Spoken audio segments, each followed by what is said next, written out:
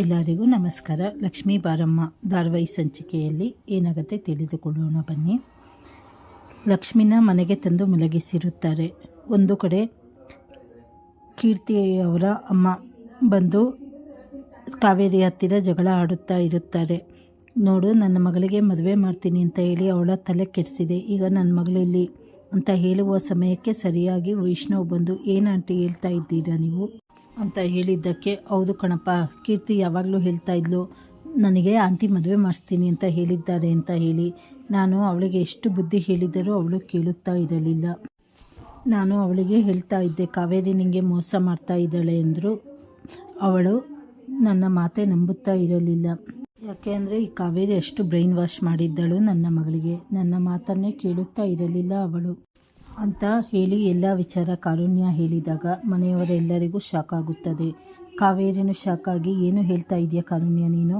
ಅಷ್ಟೊತ್ತಿಗೆ ಕೃಷ್ಣ ಅವರು, ನೋಡಿ, ನೀವು ಸುಮ್ಮನೆ ನನ್ನ ಹೆಂಡತಿ ಮೇಲೆ ಆಪಾದನೆ ಹಾಕಬೇಡಿ. ಅವಳು ಯಾಕೆ ಹಾಗೆಲ್ಲ ಹೇಳುತ್ತಾಳೆ? ಹಾಗಿದ್ದರೆ ಅವಳೇ ಮಾಡಿಸುತ್ತಾ ಇದ್ದಳು ತಾನೇ ಅಂತ ಅಂದಿದ್ದಕ್ಕೆ, ನೋಡಿ, ನಂಗೆ ಅವೆಲ್ಲ ಗೊತ್ತಿಲ್ಲ. ಒಟ್ಟು ನನ್ನ ಮಗಳಿಗೆ ಇವ್ರು ಹೇಳಿದ್ದು ನಿಜ.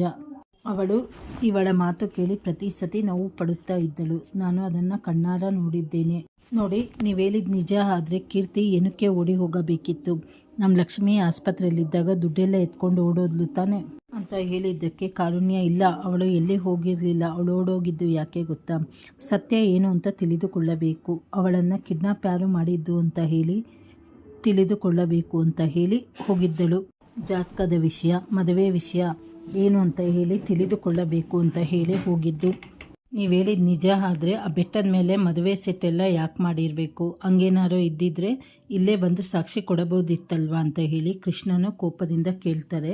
ನೋಡಿ, ನನಗೆ ನನ್ನ ಮಗಳು ಫೋನ್ ಮಾಡಿ ಅಮ್ಮ ಸಾಕ್ಷಿ ಸಿಕ್ಕಿದೆ, ನಾನು ಮೋಸ ಹೋಗಿದ್ದು ನಿಜ ಅಂತ ಹೇಳಿದಳು ಅಂತ ಒಬ್ಬರಿಗೊಬ್ಬರು ವಾದ ನಡೆಯುತ್ತಾ ಇರುತ್ತದೆ. ಅಷ್ಟೊತ್ತಿಗೆ ಲಕ್ಷ್ಮಿ ಬಂದು, ಕೀರ್ತಿ ಎಲ್ಲೂ ಹೋಗಿಲ್ಲ, ಅವಳು ಮೋಸ ಮಾಡಿರುವುದಿಲ್ಲ, ಅವರನ್ನು ನಾನು ಹುಡುಕ್ತೀನಿ ಅಂತ ಹೇಳಿ ಮಾತು ಕೊಡುತ್ತಾಳೆ. ಇದು ಇವತ್ತಿನ ಸಂಚಿಕೆಯಲ್ಲಿ ನಡೆಯುತ್ತದೆ. ಚಾನಲನ್ನು ಲೈಕ್ ಮಾಡಿ, ಶೇರ್ ಮಾಡಿ, ಸಬ್ಸ್ಕ್ರೈಬ್ ಮಾಡಿ. ಧನ್ಯವಾದಗಳು.